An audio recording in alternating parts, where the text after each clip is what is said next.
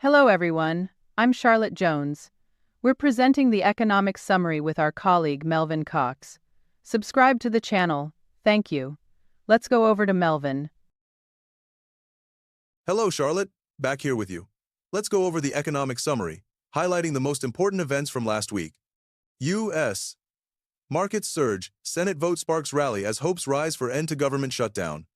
Wendy's announced plans to close hundreds of U.S. locations as part of a major restructuring effort to stop declining profits. The company cited rising costs, changing consumer habits, and fierce competition in the fast food industry.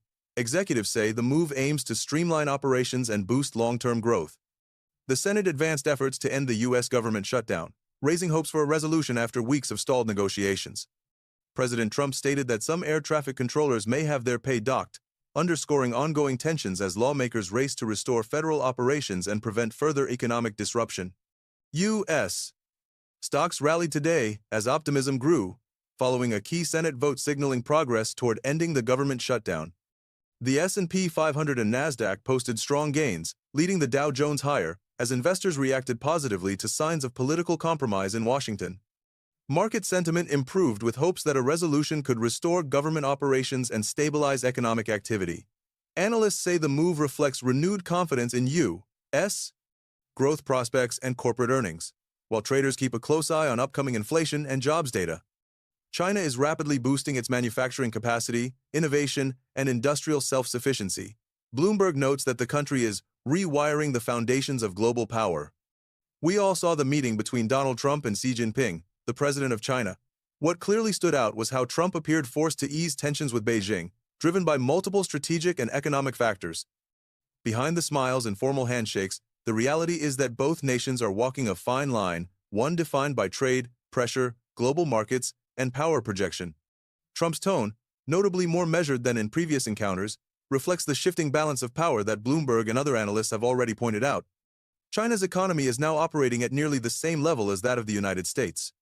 From manufacturing dominance to energy influence and control over critical technologies, China's leverage has grown, leaving Washington with limited room for confrontation.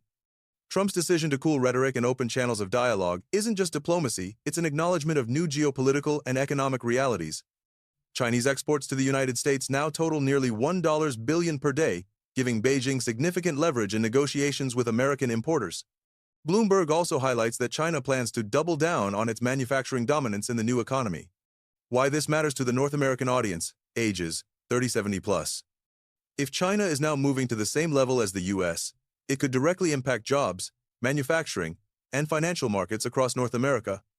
Global supply chains may shift, influencing prices, wages, and product availability in the U.S. Investment decisions, stock market trends, and inflation could all be affected by this shift in economic power. This change also carries political implications. What does it mean for U.S. strategy, its geopolitical position, and the country's economic future? Conclusion: China is no longer just an emerging economy chasing the U.S. According to Bloomberg, it's on track to match America's position in key areas such as manufacturing, technology, and exports. This sets the stage for a new era of global competition. The question now is the United States ready for this new reality? What do our followers think? Please leave your comment and subscribe to the channel. That's all for now, Charlotte. Let's move on to the studios. Thank you, Melvin, for your report. 98% of the people who regularly watch our videos are not subscribed. We ask that you subscribe to help support the channel and improve our content. Have a great rest of your day.